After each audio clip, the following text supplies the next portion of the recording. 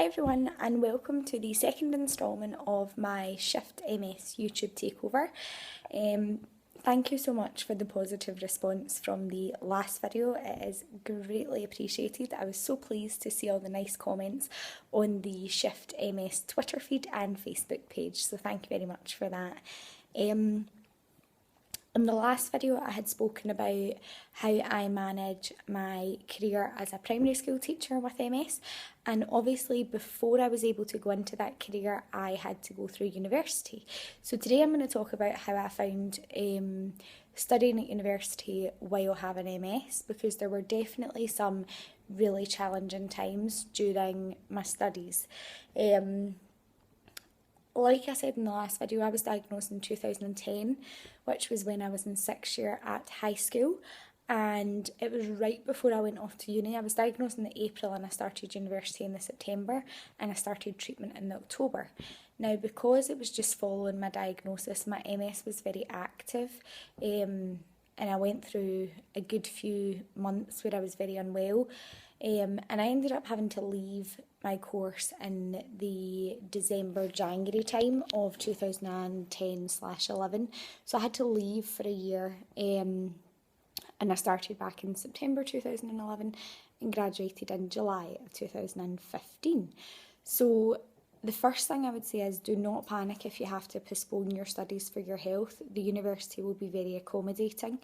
I had a meeting with my course leader and just explained the situation I found myself in, and she was very understanding that obviously my health had to come first, and for me going to university at that time wasn't the right choice, and I was given an automatic deferral for a year, so I was able to know that my place in the course next year was guaranteed. So that took away the stress of reapplying and going through the interview process, which was very helpful.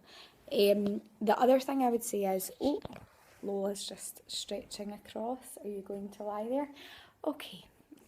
The other thing I would say is make sure you tell your university that you have MS, because that way they're able to offer you more support, which is a huge help. Even simple things like if you have vision problems or memory problems with your MS, they will email you out lecture slides and reading notes prior to the actual lecture, so you can have read up on it beforehand and familiarise yourself with the content before you go into uni that day, which is extremely helpful.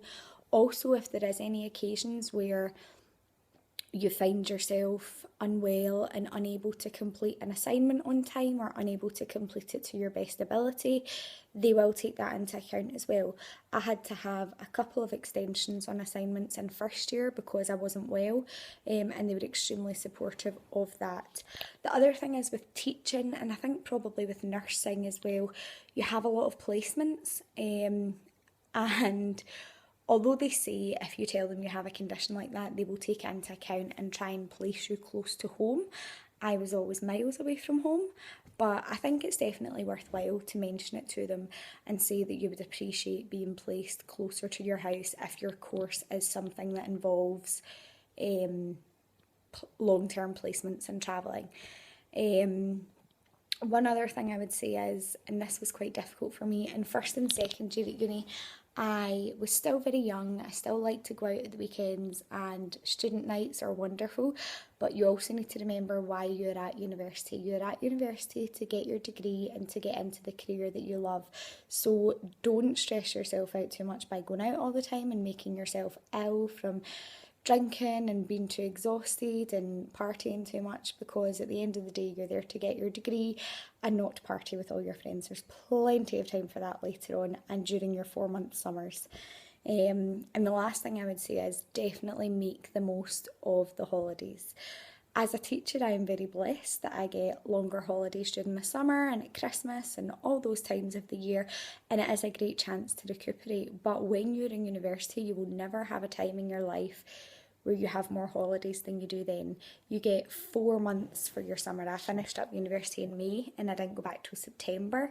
So yeah, you get a 4-month summer every year. Make the most of that because it will be over before you know it. So make sure you're taking that opportunity to relax, to go on nice holidays, to do things that you enjoy, and just to recover and recuperate and build your energy levels ready to go back to uni the next year. One thing that I had found quite astounding was after I'd been diagnosed, I had spoken to a few people who sort of thought I wouldn't go to uni because of the diagnosis, or I would choose an easier course, or I would do something like that. But MS really doesn't need to affect what you study or what career you go into. Obviously it has to be taken into account, but it shouldn't rule anything out. I did have a sort of feeling of anxiety about whether or not I would be able to manage a teaching career, but I have found it extremely rewarding, and if anything it's more manageable than a 9 to 5 office job, I think, in some senses. So don't let anyone sort of steer you away from a career that you think you will love just because you have to go to uni for it, or it's quite a heavy, fast-paced career, because I have experienced both and I'm doing just fine with it. Hope you're all doing well.